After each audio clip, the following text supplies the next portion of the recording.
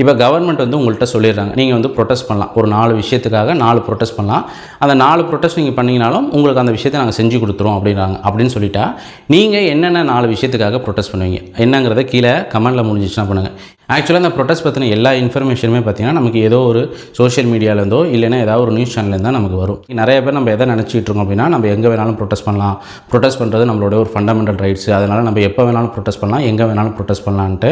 ஆக்சுவலாக உண்மை என்னென்னா, அதில் நம்பர் 1 இருக்கிறது பார்த்திங்க அப்படின்னா, அந்த ப்ரொட்டஸ்ட் வந்து ஒரு ஆர்கனைஸ்டு ப்ரொட்டஸ்ட்டா இல்லை அன்ஆர்கனைஸ்டு ப்ரொட்டஸ்ட்டா அப்படி. அண்ட் 2வது பார்த்திங்க அப்படின்னா, அந்த ப்ரொட்டஸ்ட் வந்து ஒரு மூவ்மெண்ட் ப்ரொட்டஸ்ட்டா இல்லை நான் மூவ்மெண்ட் ப்ரொட்டஸ்ட்டா அப்படி. பெரிய அளவில் வந்து வின் பண்ண ஒரு ப்ரொட்டஸ்ட் அப்படின்னு பார்த்திங்கன்னா அது நம்ம ஜல்லிக்கட்டு ப்ரொட்டஸ்ட் தான்.